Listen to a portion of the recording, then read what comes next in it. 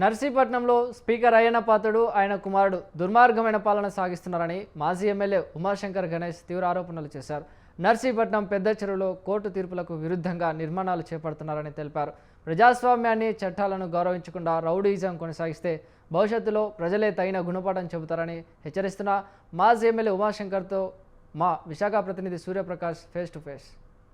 రాష్ట్రంలో ప్రస్తుతం ఎక్కడ చూసినా సరే కూటమి పాలనంతా కూడా పక్కదో పడుతుందని చెప్పేసి అక్రమ కేసులతో నిత్యం కూడా ముందుకెళ్తున్నారని చెప్పేసి అయితే ప్రస్తుతం ఎక్కడికక్కడ అన్ని విధాలుగా కూడా అక్రమంగా అయితే కేసులు పెడుతున్నారనే ఉద్దేశంతో అయితే పలు చోట్ల వైసీపీ నాయకులపైన అక్రమంగా కేసులు పెట్టడంతో అయితే పూర్తిగా ఆ కేడర్ మొత్తం కూడా దెబ్బతినే విధంగా ఉందని చెప్పేసి అయితే దాదాపు గత కొన్ని రోజులుగా అయితే చూస్తున్నాము. ఎప్పుడైతే మాజీ సీఎం జగన్మోహన్ రెడ్డి ఏదైతే ఆదేశాలు జారీ చేశారో అప్పటి నుండి కూడా మరోసారి రేపు జూన్ నెలలో అయితే ముందుకెళ్ళడానికి అయితే మొత్తం వైసీపీ క్యాడర్ అంతా ముందుకెళ్తుంది. దానికి సంబంధించి పూర్తి వివరాలు తెలుసుకుందాం.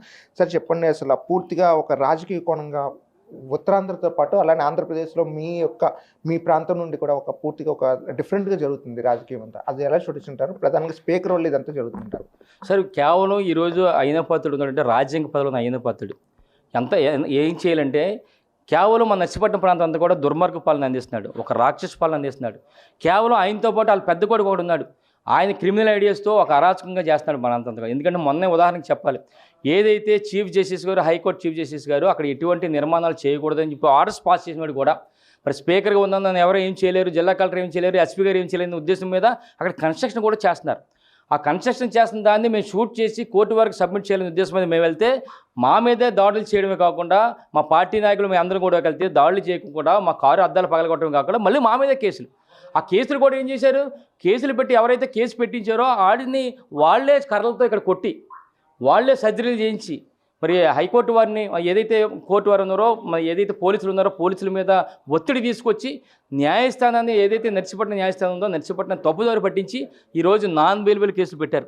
దాని కారణంగా మా పార్టీ మండల అక్కడ ఏదైతే మున్సిపల్ అధ్యక్షుడు ఉన్నాడో మరి యాకశివ కానీ అక్కడ వార్డు ఇన్ఛార్జ్ బలిగట్ట వార్డు ఇన్ఛార్జ్ సొరలనాడు ఇద్దరి మీద కూడా 7 రోజుల పాటు జైల్లో ఉన్నారు. దాంతోపాటు నేను కానీ నా వ్యక్తిగత సహాయకుడు బాబు ఇద్దరం కూడా మరి 20 రోజుల పాటు మరి బయట ఉండి ముందస్తు బెయిల్ తెచ్చుకునే పరిస్థితి. అంటే ఏవి జరిగినప్పటికి కూడా అంటే ఈరోజు ఆయన ఉద్దేశం ఏంటంటే ఒక అధికారం ఉంటే చాలు, అధికారం ఉంటే మనం ఎవరి మీద దాడులు చేయొచ్చు, ఎవరి మీద దాడులు చేయడం కాబట్టి దాడి చేసిన వాడు ఎవరైతే మనం ఉన్నాడో వాడిని మనమే కొట్టేసి మనమే ఆపరేషన్లు చేయించి మనమే పోలీసుల మీద ఒత్తిడి తీసుకొచ్చి ఏదైతే న్యాయస్థానాన్ని తప్పుడుగా చేసి మరి జైల్లో పెట్టొచ్చు అన్న ఒక కొత్త సాంప్రదాయాన్ని ఈరోజు తీసుకురావడం జరిగింది. ఇవన్నీ కూడా రేపు రాబోయే జగనన్న ముఖ్యమంత్రి అయితే ఇవన్నీ కూడా బయట తీసి ఏదైతే ఉన్నారో ఎన్ని చేసిన అరాచకాలని దోపిడీలు కానీ దొంగతనాలు ఇవన్నీ కూడా బయట తీసి మరి చట్టపరంగా వారి మీద చర్యలు తీసుకుంటారు. సార్ ప్రధానంగా మాజీ సీఎం జగన్ గత 2 రోజులుగా అయితే ఒక దిశానిర్దేశం వచ్చేసారు. జూన్ నెల నుండి కూడా ఒక నూతన వరవడిని అలానే ప్రస్తుతం కూటమి ప్రభుత్వం చేస్తున్న పాలన పైన అయితే పూర్తిగా పోరాటం చేయాలని చెప్తున్నారు. దాన్ని ఎలా చూడొచ్చుంటారు, ఏం చేయబోతున్నారు? సార్ ఈరోజు రేపు 4వ తారీఖుకి 2 సంవత్సరాలు పూర్తవుతుంది సార్. ఈ ప్రభుత్వం కూటమి ప్రభుత్వం వచ్చిన తర్వాత 2 సంవత్సరాల ముందు ఎన్నో వాగ్దానం చేశారు. సూపర్ 6లు 7లు 8లు 9లు 10 రకరకాలు చెప్పారు. అప్పటికే ప్రజలందరూ కూడా జగన్మోహన్ రెడ్డి గారి నాయకత్వంలో జగన్మోహన్ రెడ్డి గారు ముఖ్యమంత్రి ఉన్నప్పుడు ప్రజలందరూ కూడా ఎక్కడా కూడా రాజకీయాలు చేయకుండా పార్టీలు చూడకుండా అందరూ కూడా న్యాయంగా అందరూ కూడా సంక్షేమ పథకాలు ఇచ్చారు.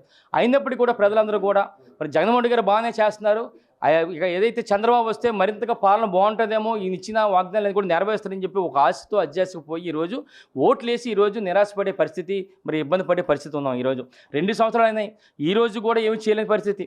ఏదైతే 3,000 రూపాయలు ఇస్తాన్నారో మరి నిరుద్యోగులకి 3,000 రూపాయలు 2 సంవత్సరాలు అయిందండి, సుమారుగా 36,000 రూపాయలు ఇవ్వాలి, ఒకరికి కూడా ఇవ్వలేని పరిస్థితి. మహిళలందరూ కూడా 1,500 రూపాయలు వస్తాయి, 19 సంవత్సరాల నుంచి మరి 59 సంవత్సరాలు కూడా ప్రతి ఒక్కరు కూడా 1,500 ఇస్తుందంటే అందరూ కూడా ఆశపడ్డారు. ఈరోజు 2 సంవత్సరాలు అయింది, ఒకరికి కూడా ఇవ్వలేని పరిస్థితి. గ్యాస్ సిలిండర్లు అన్నారు, నెలకి సంవత్సరానికి 3 గ్యాసులు అన్నారు, ఈరోజు 2 సంవత్సరాలు పూర్తవుతుంది, ఒక్క గ్యాస్ సిలిండర్ ఇచ్చారు. ఉన్న 5 సిలిండర్లు ఏమైనాయో మాకు అర్థం కావట్లేదు. అలాగే ఎస్సీ ఎస్టీ బీసీ అందరికి కూడా మరి 50 సంవత్సరాలుగా పెన్షన్ అన్నారు, ఈరోజు కూడా పెన్షన్ ఇవ్వలేని పరిస్థితి. ఈరోజు చూడు ముఖ్యంగా చెప్పాలంటే ఈరోజు కొత్త పెన్షన్ 2 సంవత్సరాలు అయింది, ఒక్కరికి కూడా కొత్త పెన్షన్ కూడా ఇవ్వలేని పరిస్థితులు ఈరోజు ఉంది. ఇదే కాకుండా తల్లికి 100 అన్నారు, ఎవరికి ఇచ్చారో కూడా తెలియని పరిస్థితి. అలాగే వైఎస్ఆర్ రైతు భరోసా అప్పుడు అందరూ కూడా రైతులందరూ కూడా ఇచ్చారు జగనన్న, ఈరోజు ఎవరికి ఇచ్చారో డేటా లేదు. ఆ రోజు జగన్మోహన్ రెడ్డి గారు ఇలా బటన్ నొక్కితే సచివాలయం వైజ్ ఎవరికి వచ్చే బెనిఫిట్స్ అని చెప్పి లిస్ట్ వచ్చేది, ఈరోజు లిస్టులు లేవు, ఏమీ లేవు. అంటే ఈ విధమైన పరిపాలన ఉంది. ఈ 2 సంవత్సరాలు అయిన తర్వాత రేపు ఏదైతే జగన్మోహన్ రెడ్డి గారు మాకు దిశానిర్దేశం చేశారో, రేపు 4వ తారీఖున మేము అన్ని మండల కేంద్రాలు కూడా నిరసన కార్యక్రమం చేస్తాం. అలాగే 8వ తారీఖుని 9వ తారీఖు 2 రోజులు కూడా నియోజకవర్గ స్థాయిలో ఏదైతే 2 సంవత్సరాల్లో ఈ చేసిన పాలన అరాచక పాలన అంతా కూడా మేము చెప్పడం జరుగుతుంది. ఇప్పుడు ఏదైతే జగన్మోహన్ రెడ్డి గారు ఆదేశాల మేరకు రేపు 12వ తారీఖున ఏదైతే వీళ్ళు ప్రమాణ స్వీకారం చేస్తారో ముఖ్యమంత్రిగా, ఆ రోజు రాష్ట్ర వ్యాప్తంగా ఉన్న అన్ని నియోజకవర్గాలు కూడా భారీ ఎత్తున నిరసన కార్యక్రమం చేస్తాం సార్. ఇది ప్రధానంగా ఏదైతే తెలియజేస్తున్నారో, పూర్తి స్థాయిలో అయితే అక్రమ కేసులు పెట్టడంతో పాటు ముందస్తుగా అయితే వెళ్ళే విధంగా అయితే ప్రస్తుతం కూటమి ప్రభుత్వం అయితే తీసుకెళ్తున్నారు. దానికి ఆద్యం పోస్తున్నది స్పీకర్ పదవిలో ఉన్న అయ్యన్న పాత్రుడు. అలానే తన యొక్క తనయుడి వల్ల తన పదవిని మరింత ముందుకు తీసుకునేందుకు రాజకీయంగా ఎదిగే విధంగా తయారు చేయాలనే ఉద్దేశంతో అయితే ఈ విధంగా అయితే ప్రవర్తిస్తున్నారని చెప్పేసి అక్రమ కేసులు పెట్టే ప్రయత్నం అయితే చేస్తున్నారు. దాంతోపాటు రేపు కూటమి ప్రభుత్వం గత 2 ఏళ్ళు కూడా చేసిన చేష్టలపైన కనీసం ఇస్తామన్న హామీలు ఏవి నెరవేర్చకపోవడంతో వాళ్ళపైన నిరసన కార్యక్రమాలను అయితే రాగల రోజుల్లో చేపడతామన్న విషయాన్ని కూడా ప్రధానంగా తెలియజేసిన పరిస్థితి కనిపిస్తుంది. కెమెరామెన్ రాజారావుతో సూర్యప్రకాష్, స్వతంత్ర టీవీ, విశాఖపట్నం.